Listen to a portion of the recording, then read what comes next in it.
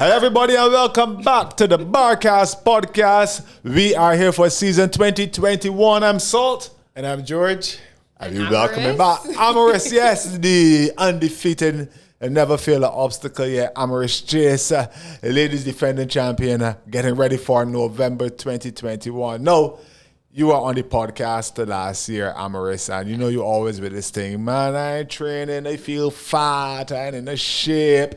Tell me, how is 2021 shaping up for you this year, Amaris? 2021 is exactly the same. Nothing has changed from last year. I guess I was saying it was a little bit of a roller coaster. I feel like it was hard for me to kind of keep a routine, stay consistent with my training. I guess being in out to the gym with the shutdown, trying to transfer the workouts to at-home training, and then coming out again, not knowing when the gym will reopen, so you couldn't really gauge and scale it and kind of taper, like increase the intensity where you wanted. So I think from that aspect, I guess that's what kind of played with me a little bit, because I kind of like to set out a plan and. Oh, you do? Yeah, I know you're I know you had to be a strategist, you know. I like to set out a plan and stick to it. So a secret plan, by the way. I have 3 months, I have 6 months, I need to do this for 3 months and then transition to this. But I feel like I've been winging it for the last 2 Amaris's years. plans, 2 years, Amaris's plans are always secret, by the way. Like, you ask Amaris what she's doing in a training session, and you can never get anything straight. That's not training. I'm training and gym. I don't do secret training. Right. People see me doing what I do. I don't know. I think I try to tailor it to what I need. So I think it's a little difficult. People can ask me what I am doing to try to apply it to their training or try to kind of take tips from it. But I think the thing about obstacle course racing is that everybody will start from a different place. Right. Everybody will need to do different things to get to the same point. Right. So it's not like everybody's running at 800 and we know, I don't know, we got to hit these certain targets and at the end of the day, this is what you will get. I think it's kind of a multidisciplinary event. So Right. Some people may start from a higher cardio standpoint. Some people may start from More strength. Some people may be better at these skills. And then I think you have to look at where you're starting and then kind of fill in the holes as you go along. So it'd be a little difficult you can help people, but I think they kind of have to look at where their deficiencies are and kind of fill in the holes. Let me talk about where you started, Amaris, because you started the journey in 2019. Yes. I remember the first pop-up I would have seen you would have been at WMFB. And you just happened to come out, right? Yes, I didn't even, it wasn't a plan. I remember Gina, I was doing it with Gina at the time. She had asked me to do it. I was actually in the gym, so I was doing a workout. And she called me and was like, well, she thinks there's space in the last wave. Right. So I can't remember what time it was at. So I literally packed up from the gym, drove down to BMF. Yeah. And I didn't know what anything was. I just watched You didn't know anything, right? No, I had no idea what it was. So I just came and I just saw y'all doing it and I watched it and just. So this was your first time. You just spoke about where people start at. So I want to know where you would have been at that time. If you cast your mind back to 2019, what kind of athlete was Amaris Chase then? Honestly, I wasn't even training for an event. I was trying to get in shape for crop over. I was just trying to look good for August. I was not training for anything in particular. However, my training did include, I would say, some athletic aspects because I play sports. So even if I'm just training to lose weight or to look good, I still kind of use the same kind of techniques. Right. So I wasn't running at the time. I was just doing spins. I wasn't doing any running. But I was doing a lot of circuits. I was doing some strength work, and it was dieting. That was that was it. It wasn't targeted towards anything in particular. But then I did the pop-up. And you ran well in that pop-up. You won the pop-up. It wasn't that way. Yeah. That was my first time running since probably when I went to CSC. So CSC. You did CSC for hockey or for? Hockey. Oh. For hockey. So that was my first time doing anything running-wise. Since CSC, I think the year before. So almost a year, because CSA would have been in... Cardio was still strong, though. July. So almost over a year. Right. That would have been my first time doing any running. It was just doing spinning gym once a week. That was the extent of it. Cardio, I felt fine, but I think that day wasn't really a running... It did have cardio, but it wasn't like a long run sort of thing. So it was more carries. That was the first time I carried anything. So I think that was the first time I carried a bucket. I think the log was there that day as well. Yeah. And then the tire wall. The only time you ever missed the tire wall. The first and only time Yes, you because ever at went? that point in time we had 2 trays. So Yeah, I you think had 2 trays, yeah. I think each time I failed it the first time, and then I got over the second time. And that was the first time I did any of these skills, and it was okay. I think I liked it at that point. It was like, okay, this is something I could do. Right. So I told her yes, because Gina had asked me to do it. I told her I had no idea what it was. I would have to actually come and see. Right. Because I told her I had no skills. I don't. So at that point, you weren't even thinking about individuals or anything like that? No, I didn't even know. I didn't think. I didn't even know there was an individual race. I didn't sign up for it. I remember I came to George's practice a Friday morning. He asked me if I was doing it. I was like, no. He's like, I think you should do it. I was like, I don't have any of these skills. At that point, I couldn't climb a rope. I couldn't get across the rings. I was falling off the monkey bars. Good to hear that, though. I couldn't get anything done. So I would literally go in the gym all evening and just go on YouTube, how to climb a rope. And Okay. practice it in the gym. I guess the monkey bars, I only saw those at the pop-up. So I practiced those at the pop-up, and then I think the next time I saw them was at the race, honestly. Yeah. So I didn't actually have a lot of practice on those. And the rings, I would probably do those like once a week when we came to the practice on Friday morning. But at that point in time, the rings were actually inside Fight and Fit. So Yeah, it was, it wasn't even the rig. There was no rig. There was no rig yet. I didn't have the rig at that It was point. like 4 or 5 rings just inside of the gym. So Yeah. it was like in 20 feet. primo stages. yeah. And that was where I learned how to do it. And it was just consistency. I wouldn't say it was easy. I think, sorry, Joe, I can let you get in shortly, right? But go ahead. I think it's good to hear you say that you started, even though you had not the greatest of cardio, and it was your first time carrying, and also that you didn't have any of the skills. So you had to work from a fairly low base then to get yourself up to speed for BAR. Now in 2021, what does your training look like or your preparation look like? Know that you know what it's about. So I think it's a little easier to kind of put it together. So going forward from then, I knew I just needed to start running again because I wasn't doing any running. So my running wasn't bad, but I knew what I could do. You know, it could be better than I was at. So I think I just started,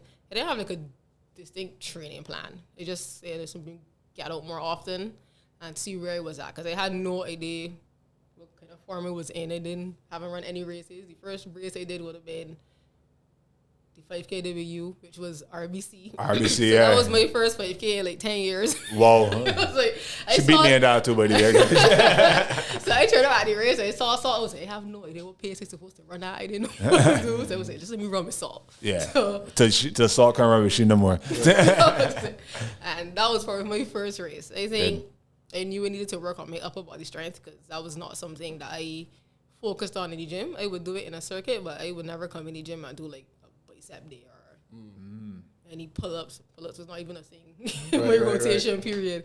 So I think I had to add that Crop in. over muscles you were training. Sure, it was abs and glutes. I didn't want to be the one to say that. That's all I needed.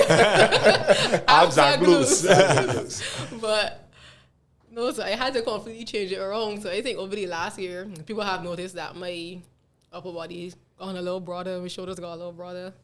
Had to do some back work for sure because the first year when I did bar, the sandbag carry, I just remember my back hurting. Just walking up the hill and just pain. It was just like, okay.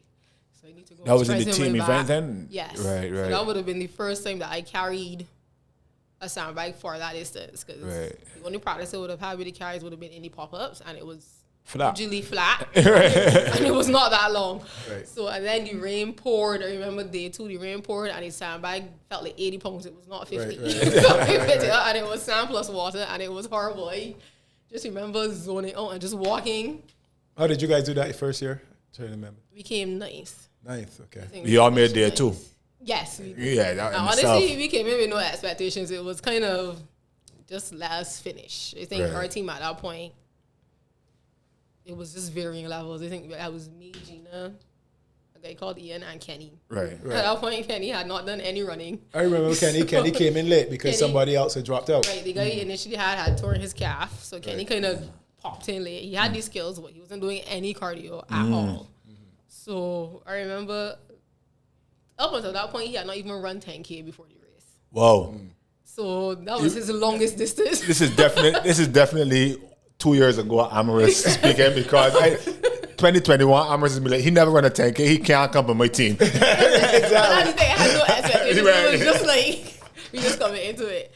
He never done any heavy carries. I think he came to one of George's workouts and one pop-up. Right. That was his experience in terms of practice. And I think he did the team, but he did it with Chavit and Philip. The team won at Bushy Park. Oh, right. Yeah. The team pop-up. Yes. Right. So, honestly, it was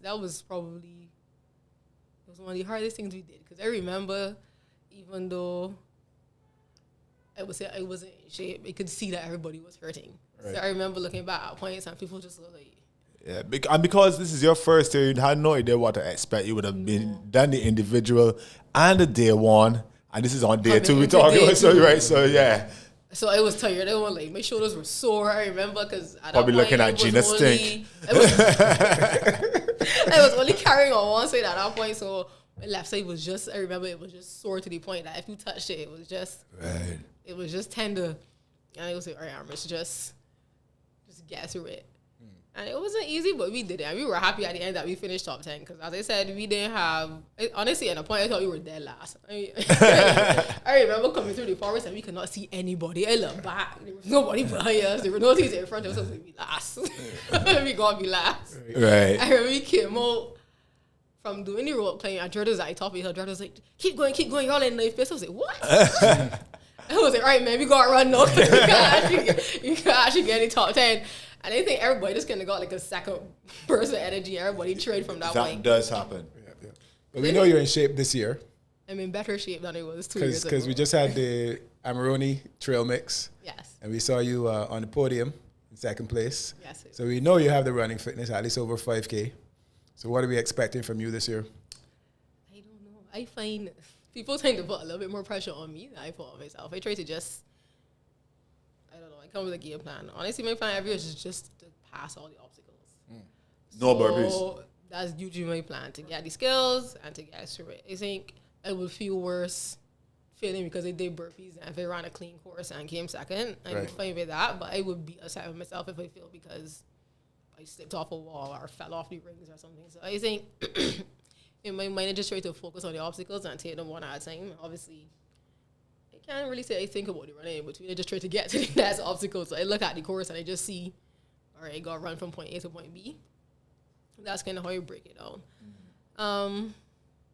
Yeah, I think the 5K, the same thing Salt said, I didn't even plan to do the 5K. Yeah, she was. But every week somebody would ask me, so you doing the 5K? You signed up for the 5K? I'm like, no. At one time I was thinking to myself, Amaris know because you've been training with Carly in between. She know Carly probably faster than her, so Amaris ain't want to lose. So Amaris should come in. But no, it wasn't even that. I think people were thinking she probably just don't want to come second. I'm like, no. I understand where I am in terms of fitness. In just running. I don't think... Carly's a runner. And Carly just runs. Carly loves to run. Carly will run every day, twice a day. And she's happy with that. So it's just two completely different, I guess, programs that we're on. So there's not even... If it's a just run, then... Right. That's fine. But for me, I looked at the race and... In my mind, I think it was just... It just didn't seem like something I would be good at. Just weird. I looked at the race and it was like... It just seems like something I would just not run well. I don't know. My mind. Well, you've been training. Yeah, I've seen you with the mountain goats. Obviously, you train a bit with the obstaclers. A bit. Yeah, we do. Well, the mountain goats hasn't gone back up to I would say, back up to full scale training as yet because they normally train up until the hill challenge. So the hill challenge would have been or was scheduled to be in May, I believe, but then the ash came down. Yeah. So I think it was on track up until that happened, and then they kind of tapered off for a while, and then I think people just looking for something to do. So there's a small group that will go on Saturdays and do shorter runs, but it's not back out to full length runs right now. So I do go with them sometimes, and I will do my own personal runs during the week. I train with Carly a few times on mornings, sometimes during the week, but I don't know. I think I always doubt myself a little bit more than people I think people always see something that I don't. So usually people will sign me up for things. So honestly, for the last two individual races, I didn't even sign up myself. I am not gonna lie. The first year Gina messaged me and was like, "You signed up?" Yeah, I was like, "No." Gina signed me up. Right. And the last year, I think Kenny signed me up. If shut-off was at 12 o'clock, he probably signed me up at like 11:58. Right. I remember George people messaged me to say, when you in? Thank you, Flo. Yeah. So I think that is me every year. I kind of have doubts about myself, and I always think that I'm not ready, and people are like, I'm just going to do it. Right. I think that's really interesting though, because there's a lot of people out there like who don't have that much confidence, and they don't have that much confidence because they're thinking, man, Amaris and people like that, they coming out to dominate, and they might imagine that you always have a plan in place. You're coming on the line, and you know exactly where you are and exactly what you want to do. So I think it'll be refreshing for them to hear that, you know, you have little doubts as well. Yeah, I think that would be inspiring for them, for sure. Honestly, last year, I remember, because you guys started training before I did. So I remember I saw y'all do a sim at Bath. Y'all were carrying Atlas stones and going up Bath, and it was like, shh. I got left out bar this year, boy. I ain't in no sort of shape. I hadn't done anything up to that point. I would honestly say I went into like a little slump just being at home. It was just off my routine for so long. I can't really, it just mentally. Different times now too, right? With COVID and it was stressful. I was like, because the children were at home, we had homeschool. It was just really hard for me to balance everything and still get in the training that I wanted. So I had probably about 6 weeks that I don't think I ran. I didn't do anything. I just remember. And you're self-employed too, so just working from home. Homeschool is home. Then he doesn't go anywhere, so you're just at home. Yeah. It just felt like overload. Yeah. And honestly, I think being on the team it was on last year is what motivated me. Can't let down that man, boy. That is what pushed me. So oddly enough, I think if it was just doing the individual, I probably would not have done it. Because I knew it was on the team, I was like, all right, I'm ready to go push because you can't let down the team. Right. So I think every day was like, okay, go get out and run. I don't feel it, but I know these RPSCs men can be moving that and they go get it and they go put in the work. And I think that definitely helped push me towards my goal last year. Let's push you towards the goal this year. This year is a lot more difficult, I feel like. Honestly, when the COVID protocols came out and they canceled all the team sports, and the numbers started to go back up, I think a lot of people assumed that the event wouldn't be coming off. So I think mentally a lot of people checked out. And they were training, but I think there's a difference between just going out and being active and then like just actively training towards a goal. And I think a lot of people are still... Almost in a sort of like pseudo-maintenance phase. Right, almost. So they're going through the emotions, but it's not like... With no goal in mind, yeah. You see in the fire, like, I gotta do this, and this is where we got 6 weeks. And I thought it was just me, but a lot of people have been saying that they just don't feel as mentally engaged as they were last time, and not for any lack of, I would say, promotion of the event, but it's just, I guess, with the stresses and things happening every day, and people just kind of feel uncertain. Because even though they're saying they're not going to lockdown, people seeing the numbers every day, they just feel uncomfortable. So I think that's just kind of a little cloud that's over it. Yeah. And over you, so that's the cloud that you got to battle through. Definitely this year, because as George would say, they would usually have entered the team. Yeah. Normally when I open registration, the very first registration I see is Mark Jordan. Obstacles, yeah. And they've been a little slow this time around. But I think having managed to pull off the 5K trail mix and having put those protocols, because a lot of people didn't even think that event was going to happen. Yes. You know, so I think we put the protocols in place. I think that's going to become, honestly, I think that's going to become the standard now. The triathlon is on the 24th. Nice. So the COVID units managed to do that. We got the glow run. Hopefully this comes out before off the glow really run. Yeah. And people get out there. I think, you know, people are starting to get back to physical activity and to activity in general, because we can't go on indefinitely on lockdown. You know, at some point in time, we got to raise our heads and start to do things again. So that's where we are right now. We're moving forward.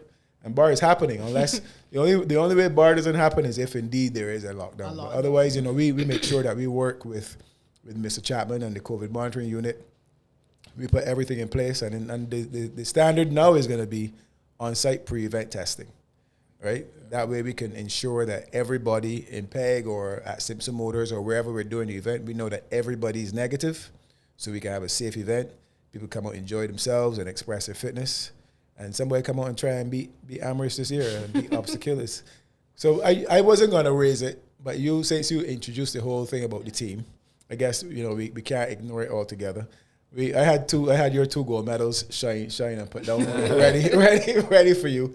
And, you know, we haven't had a chance to speak to you since then about, you know, obviously the kind of little mishap you guys had. How did that affect you guys as a team, and what do you think what influences that had on the team this year? I don't think it was. I don't know how to explain it. I think people didn't get the reaction from us that they thought we would have had. So we were in first place. We had a good distance, and he failed. And I remember when we had decided to stop, people were on his side like, "What do you mean he done? He can't be done when I get Kersey." And I was like, "What?" I didn't really thought it even crossed my mind because I think obviously I was disappointed, but I feel like I just went through the 7 stages of grief. So it was just like in disbelief for like the first 5 minutes. I remember he fell off, and I had no doubt that he would get across. So it wasn't a situation where anybody was panicking, nobody was like screaming at him or anything.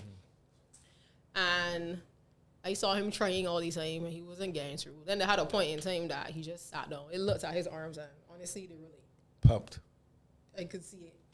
And then we sat on there. I want to say 25, 30 minutes. Yeah, that's a solid. We were there. Yeah, we were there for a long time. And then after we were just like, it's not gonna happen. Just call it quits. Because after that, it was the PPC bike carry, the rope. And then there was 3 obstacles left till the end.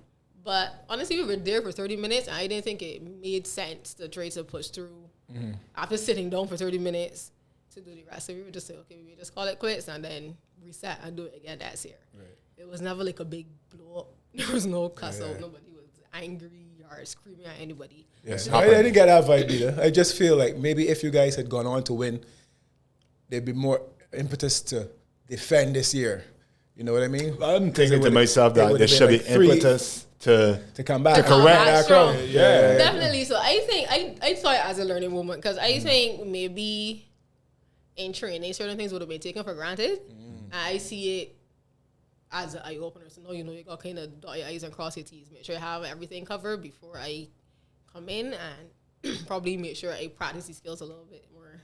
No, I will be honest with you too. I think though that even though credit to outdoor fitness and all them, they won.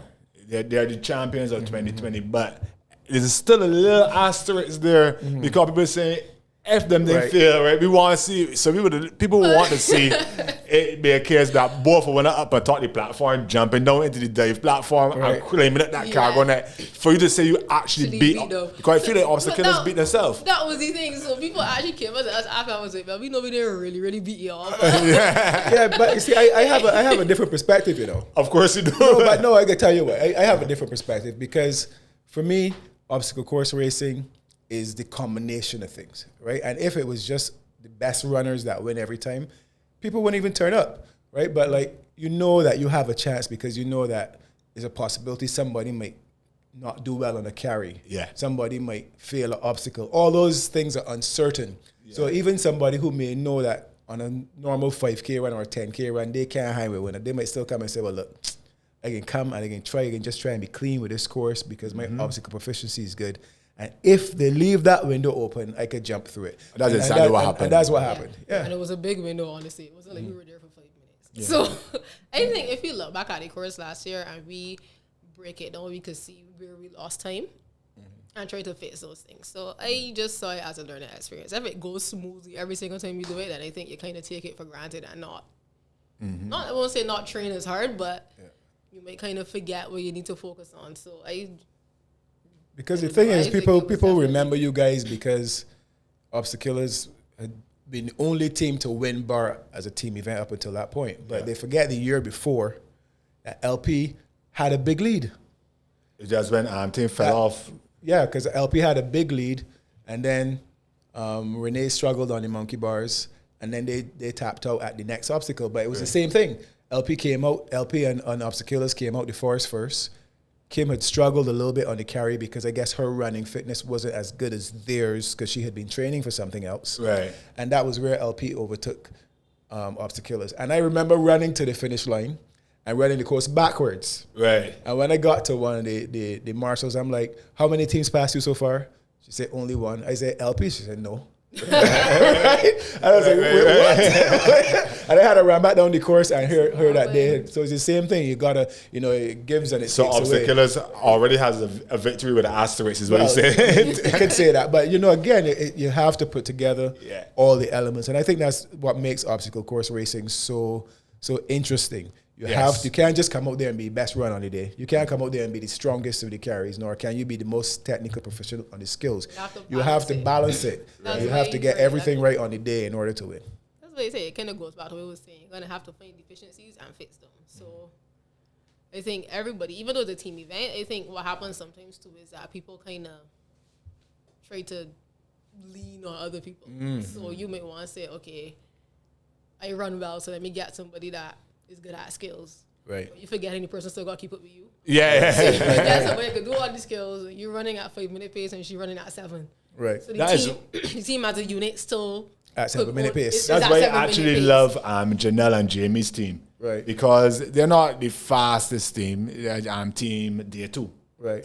But they're always there or thereabout when the top 5 is announced, because they're going to chip away and they're all on the same page, if you get what I mean. So everybody running at the same pace. Everybody probably around the same strength. Everybody got the obstacle proficiency. And that's what you need around the team. But that's what I keep telling people. So people, I think people get a little bit too caught up with, let me get the fastest person. Fastest people is be the weakest people sometimes. You don't always need the fastest person. You need to get somebody who's going to be balanced. Because you're going to get somebody that running 6 days a week, but then can't lift up a marble. You put the way you get that with the PVC pipe. You got to put the 200-pound pipe on the back. You got to pick up a 95-pound Atlas ball. They have to be able to carry the weight for a little while to at least, you might not be able to do a pull-up, but you want them to be able to at least get the wall. Get up the wall before you're going to. And you also need that kind of if X then Y strategy, because I think, in my opinion, again, you might tell me different because you were on the team yourself, but I think Mark got smashed on the slick wall. Mark had to do so much work on that slick wall that when he came off, if it were me, I mean, you could tell me different. When I came there and I saw him, he was at the top, everybody was hanging on to him. Then he was on the bottom, everybody was climbing over him. Because he was doing most of He was doing a lot of work. Yeah, so I feel like it might have been better to switch him out at that point and have Stuart do the traverse bar if he had that skill. You know what I mean? But no, thinking back on it, hindsight is yeah. It's easy to say so now. You're like, okay, he probably was doing most of the strength work, but at that point when he went into the skill, he didn't look right as though he couldn't do it. Right. So I never looked at Mark. I was like, all right, Mark, you gonna look good. So switch out. So, but being a new member on that team, and the first time you really getting to know these guys, would you think that you would have been brave enough had you seen him look into him to say, hey guy, I don't feel you should do this? You feel that you would? Honestly, that's why I say it's also important to train with your team. But she didn't look like a new member to me when you see her out there. She was leading. She was leading a lot. Normally, when you see that team, Stuart is the vocal leader on that team. Right. But Amaris was out front and she was calling the shots a lot of the time too. Oh, in my opinion. So the way it works, they're not like, I guess people will have the same kind of mindset that you had, that you kind of come in and you just kind of fall in line and yeah, tell you to that's do. how I would feel. Yeah, but that was not the way the team works. So I think everybody on the team has their strengths, everybody has their weaknesses. So I think for all intents and purposes, everybody could do everything. So it wasn't a situation where I would have to single out somebody and say, or you do this or you do something else. I think we had a balance where if I didn't feel good, I could say, all right, Sabrina, you do the rings. Or if I didn't feel like I could do the Atlas Stone carry, I didn't have an issue saying that she could do it. And even in practice, if somebody didn't feel good to do something, we always let somebody else take on the responsibility. So it was never a situation where somebody would feel bad to say, right, I don't know, I want to do something. So I think that's one of the reasons I like the team. It doesn't feel like there's no fighting within the team. Right. So even somebody probably give you a little nudge or get a little stern, you don't take it personally. You're just trying to push you. Personality is important as well. They're just trying to push you to be better. It's not a case where anybody crying you down or trying to make you feel bad. I think everybody's competitive, but they kind of push you to be better. It's not a negative environment. And that's the thing with working with athletes too, right? Because people who come from a sports background don't take these things personally. No. You've had coaches who shout at you, push you. It's really about getting you to be better rather than, anybody taking anything too personally. So, yeah, I think that definitely makes a difference.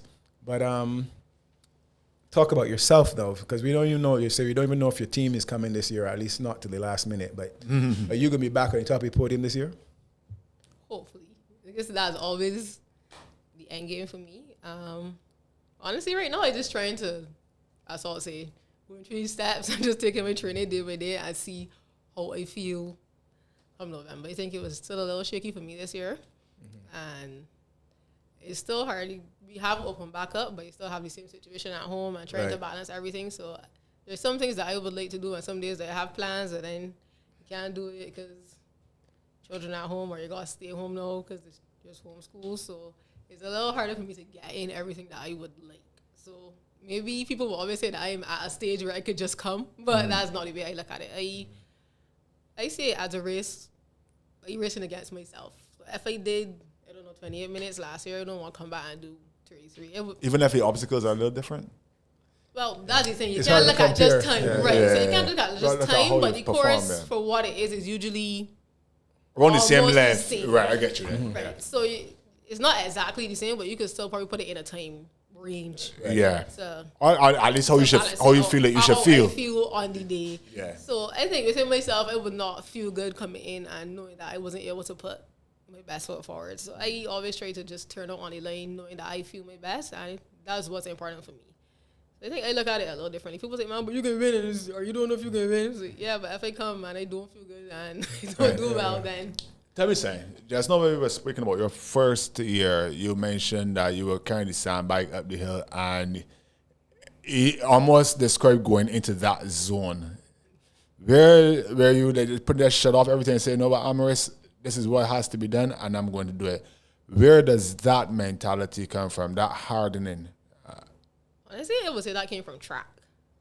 I think from all the sports that I played, I think track and field was the hardest. Definitely mentally. I think when you're running, it's just you. So you might be training with a team, you have other people there to push you, but especially on a long run, you got hour and a half, and it's just you on the road, and I think it's easy to just kind of fall into a rhythm, and I would say zone out. I always tell people, you could probably shout me on the road, they won't hear you. I just kind of running. I just running. So people will ask me, as Jordan was saying, you will answer what you're doing and you can't figure it out. Because I don't always keep myself on a clock.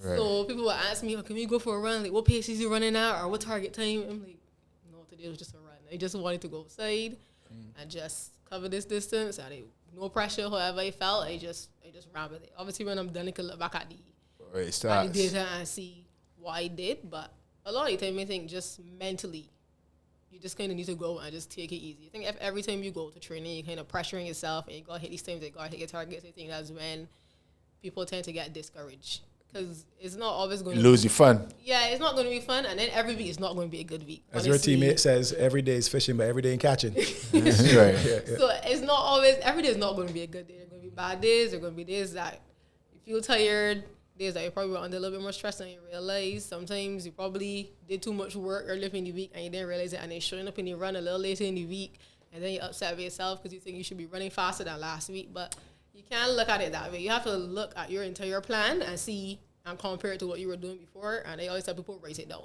because you forget what you do. Oh. So you might look at your 5K time last week and you run 21. She said so flippantly. You don't just happen to go there and run 21. It was just an example. And it felt good. And then this week you came out and you run 22 and you feel like you've been there and my heart rate up and my legs feel heavy. But you have to look at the accumulation of what you did over the last 2 weeks. Yeah. Did you take a rest day? Did you recover from last week? What you did in the last 4 days? Did you sleep enough? Did you eat enough? Did you refuel? I think a lot of little things that people don't pay attention to. And they forget about it, and they don't understand how it filters back into the training. So that's why I say I like to come up with a plan. I don't just go and... You were always that strategic with it, or you got on where St. Sue be come around by? I think it's stuff that I just learned over the years from training. So I started training when I was young with some of the others. So I would say I started seriously training for athletics when I was in, believe it or not, probably 4th or 5th form. Before that, I was just running. Nah, I honestly just think... I was honestly, it was was at school, they got picked and moved in the school sports. All right, Amaris, you with 800, and I think that sometimes that is was actually a better approach for some individuals. That's maybe what you are still at your age, so enjoying training and still enjoying competing, because you didn't forced into it. Well, not forced, but you know what I mean. Start too early. Maybe people start at 6, Burnout 7 is years usually old. an issue. Burnout is It's a a little serious hard to issue keep for them sure. interested. Yeah. But I did start, but that is still a little late in terms of competition. You were having fun. Up until that point, I wasn't in any strict program. I think somebody just saw me running, and then one of the clubs picked me up, and I progressed from there. But I think I learned over the years, because back then they weren't sitting you down and telling you about be on the strict nutrition plan. There wasn't like a strict recovery program. It was kind of learned as I went along. So sometimes it would run, sometimes you get a little pinch, you kind of figure out when to stop, when to push, how hard to push. So now I know, like, if my muscles sore, I know, okay, today I could take an easy day, or sometimes I could tweak my workout so that I don't overload. So I may have a plan. I said I probably come out to do some fast intervals today, but you do the warm up and you realize that my hamstrings tight and my quads about to blow up. So It's not going to happen. That's not going to happen today. So just let me probably just do a long run and stretch, and you don't lose anything by doing that. I think that's the mistake people make. They have a plan, and if it doesn't go exactly the way they have it written, they start to panic.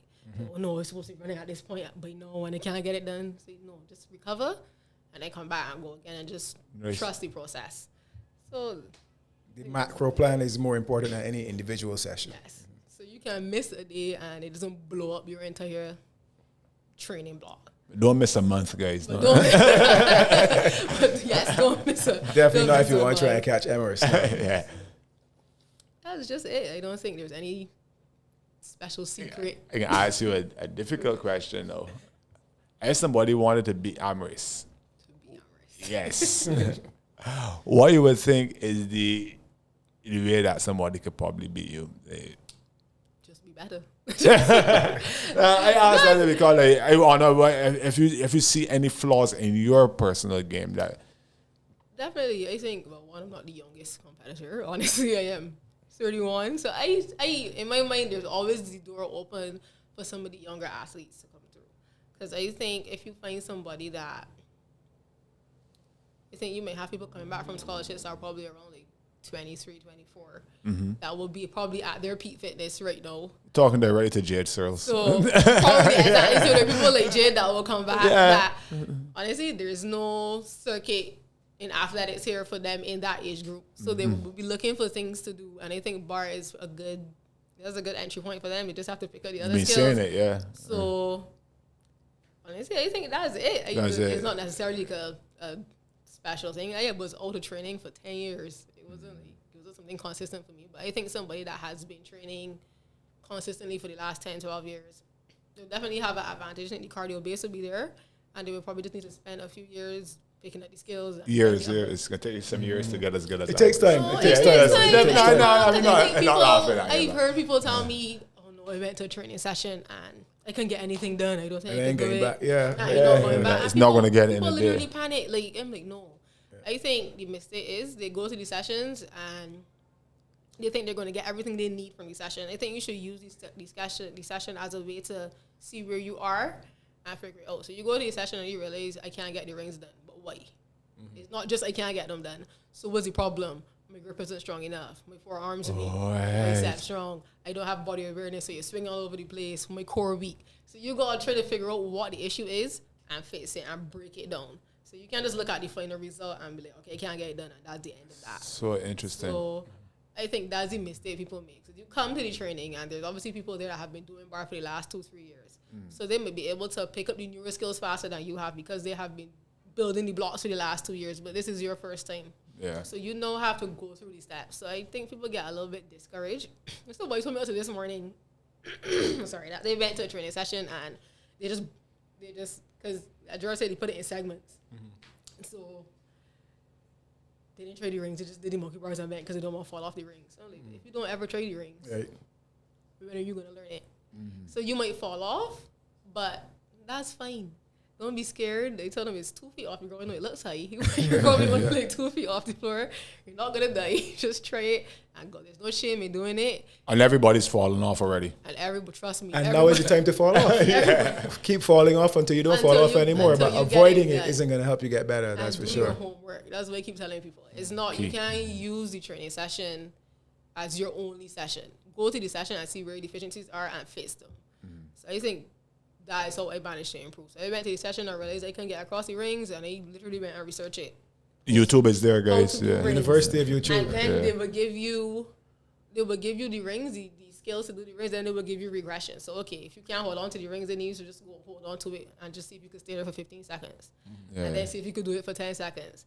If you can do a dead high, try to put a little bit more bicep in it. So get your biceps a little stronger and try to hold it in that L position. There are different ways you could just try to, different techniques you could use to get these skills done. There's no one way to do it. That's so true. So I might look at Salt's technique and try it, it might not work for me, but then I think you have to find your own way of getting it done.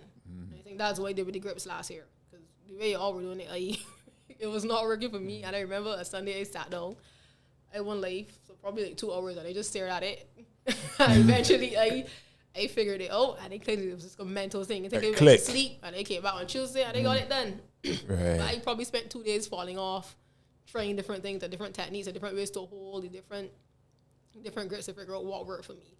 That's key. Even as you said with the grips, no, I struggled in with the grips this year because the rule changed, but not panicking. Right. No. Right. So it's just you figure out it's a different grip, it's a different hold, it's different pressure point. So the first time I did it, it was hurting. I remember I put my hand on it, and my entire palm felt like it was just throbbing. It was just blowing up because it just wasn't used to the pressure in the middle of my palm. So it's just something you just have to kind of approach it with a spirit of play too. Approach it like a little puzzle to figure out and not be frustrated.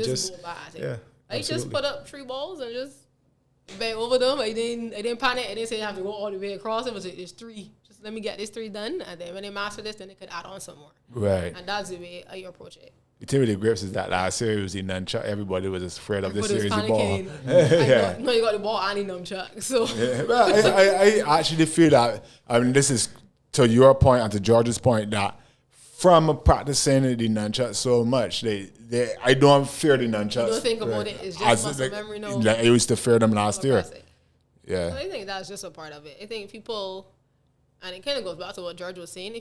I think people that would have played sports before approach things with a different mindset to people that probably just went in the gym to work out and know just trying to apply. They didn't go through it. They weren't put in a position where they were under a lot of pressure. They didn't have to go through a competitive setting or anything before, so they panic. I think they tend to panic a lot. Because it's easy to get everything right in the gym. Because the movements are very simple. They're not complex movements.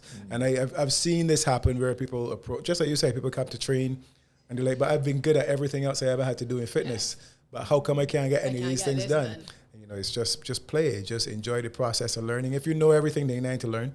That's one of the reasons I like it. And people don't listen to me. I say, if I try to explain here, everybody roll the exam, people like, man, you just get things done. I'm like, no, y'all don't see the work that I put in the background. You see me turn up race day. Everything looks easy and it looks smooth, and you think that it was just easy to me. Everything that you're going through now, I had to go through. And you go through every year. I go through it every single year, because every single year there's a new obstacle, there's a new wall, there's something that I haven't seen Have you seen the spider wall yet? Yes, I've tried it once and I have not gotten across. Right, okay. Exactly. Good news for people out there listening. Not gotten across. Let's show the people that you can feel. Amaris feels obstacles. I feel like most things that I tried the first time, I don't think I got it done.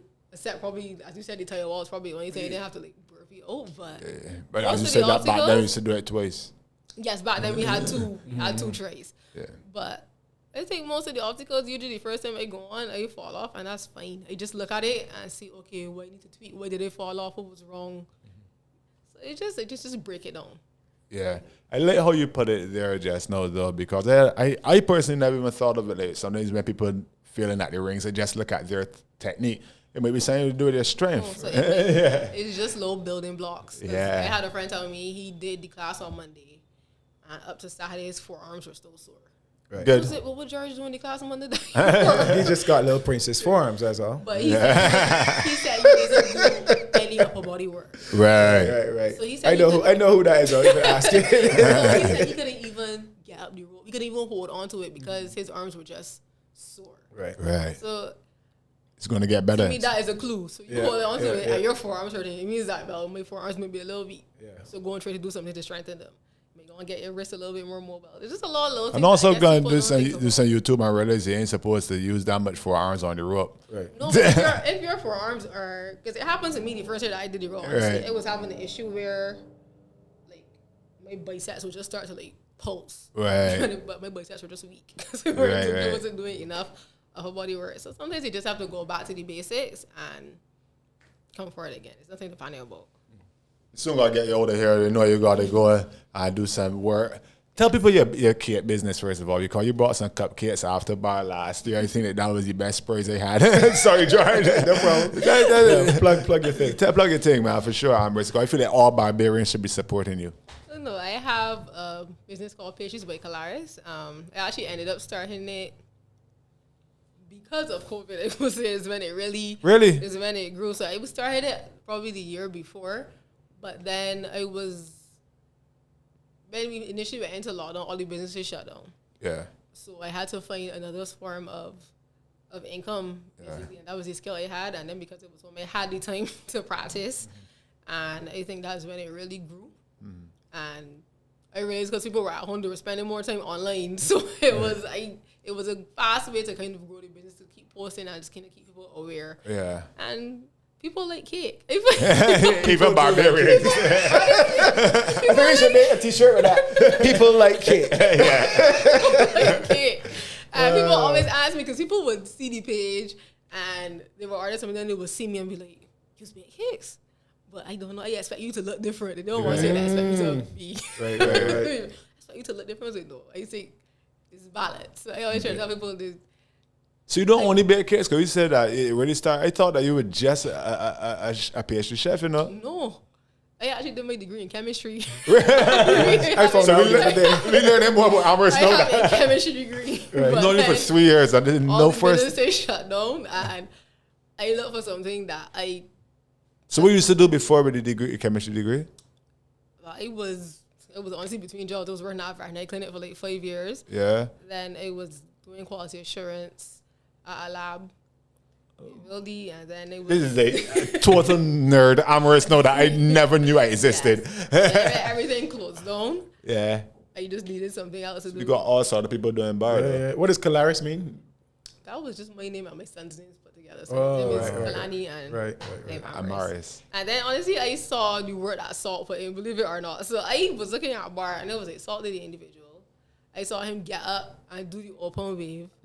But then I knew you had to competitive the next day. It was Salt crazy. I said, can we go and get Salt something? Right. Salt is the MVP for me. I was like, I ain't care who win bar this year. I have to give Salt something. I was like, I'm making cupcakes. Yeah, I really appreciated that there, man. I did. I gave some to Tom P's team. Yeah. I sure the boy. I feel like, for me, like I said, it feels like a family. So everybody's there. I feel like it literally is this little community. And sometimes I don't realize that everywhere I go, somebody say, Amaris? And I'm like, right. You don't know me, but I see you at bar. Right. And people are actually, one of the things I get is that people are surprised at how friendly you are. Somebody told me that at the gym. They were talking to me, and then somebody called me and was like, "You's Amaris?" I was like, "Yes." I was like, "Wait, I didn't expect you to be like this." They expect a cutthroat competitor. I was like, what you mean? She was like, "Well, you normal." Definitely not. Definitely not normal, but I yes. was like, "What you mean?" She was like, "But she know a lot of other athletes, and they kind of walk around with a chip on the shoulder and just don't want to talk to nobody." I was like, Yeah, it's not like that with barbarians at all, man. Because everybody ain't see him struggle. Yeah. Everybody ain't see him struggle. Everybody against the course. One of the reasons that I came into it is because people invited me. It wasn't something that I set out to do. Right. So, And people were welcoming. And people were welcoming it. So even it was always telling them, like, even I came in and people saw that I was stronger than them at something. They didn't shy away from helping me. Right. So I found that people were pushing me to do the individual, and they were doing it too. Right. So it wasn't like, Come and beat me now. Come and beat me now. it wasn't a situation. People was like, nah, boy, let me tell this girl, don't do it, because I don't want she Right. beat me. If any people that were doing it, say, Amaris, you should do it. Yeah. And they thought that was interesting because you would come from different sports and meet somebody, see somebody as a threat. Yeah. You know, always be the most welcome. Like, all right, let me kind of put you in the corner because I don't want you to take my spot. But not that at was bar, not not the at bar. And situation. generally not with obstacle course racing in general. I don't find. Yeah. even on the course, when you watch it internationally, you will find them kind of encouraging each other on the course while they're racing next to each other. And I like that aspect of the sport. 2 last questions from me, and then I'm going to let George wrap it up, okay? First one, on a scale of 1 to 10, how competitive is Amaris? How competitive am I? I would say 8, everybody else would say 10. I would say 8, everybody else would say 10. The last question is, crop over body or bar body? Which one does Amaris prefer? Because this is Amaris body right now. Bar body is different to... In all fairness, I feel like I'm stuck with the bar body. So I'm not accepting what it is. And it's not a bad body. It's definitely not a bad body. If you know, was it the Me Too movement? I definitely put on a little bit more muscle than I thought I could, to be honest. I find that you look lean, though. I don't find that you look like broad and chunky. But it's not, right, so it's not, I wouldn't say it's fat. You end up Because mannish. whenever I say put on weight, people automatically think that I mean that I got fat. Right. But you definitely feel it in your t-shirt, so put it on and the shirt a little bit tighter Nice, across nice. the back. Yeah, but it's a strong physique. I think I tell people when you train for bar, you improve your skills, you get fit, but you can still get jacked as well. You could do both. You could train for bar and crop over. So at the it's same not time. like a super bulky sort of look, but it's definitely different to what I would tend to be a little bit leaner.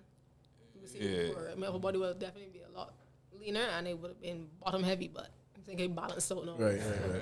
Okay, so bar body. That's the Our answer. body. bar body. Yeah, so I think that's it. So I think it's now just to get people to come out and support Amaris and the other athletes on the day. You need to get your team together and bring them out, because I know that outdoor fitness and Buck It Up and the other teams are out there wanting you guys out on the course because they're all ready to be. But that's actually a question it was asked. Like, how many other people was the interest like this year, given the It's high. these circumstances? You can see from the Sims And the number of people training. And the amount of people training, it is high. It is high. So we're going. I mean, even if only people who competed this year were the people who are in the training blocks and the corporate teams, it would still be close to last year. What we haven't seen so far, and those people will come later on, are the open wave people. I ain't seeing as much of them at this point. But I know that the corporate wave is going to be full. We got like so many corporate teams actually training this time. They're training, training this time in training blocks. And then, the people who started out saying, well, I just want to do some bar training because it's outdoors and it looked like it could get you fit. Now they've converted. They're ready now. They're ready. They want to compete now because they've improved and they got the skills and they want to express their fitness. So the interest is very high. And I think we're going to see it online on Saturday, because we're not calling out any spectators yet.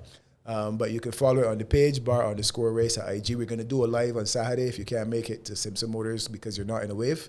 And then the next one is going to be October 30th. So for sure, get your team together, because I have 3 or 4 teams who are giving them real licks this year. So bring them out. Now, corporate and open is very sad as well, man. So yeah, just get it. Come out, guys. Come out. Barbados Adventure Race.org. bar_race on Instagram. There's some Facebook pages as well. Yep. But the Instagram is where it's at right now. No? Correct. That's where we can post as quickly as we can, very regularly. And again, big shout out to Be Social Podcast for making the space available to us. We always appreciate it, and we'll be here next week to tell you how the pop-up went. Yeah. Amaris, thank you so much. You were so gracious. I think that was probably one of the best interviews I've done, not only for the podcast, but period, because I feel like I learned about you, and you taught me stuff as well. So thank you so much, Amaris.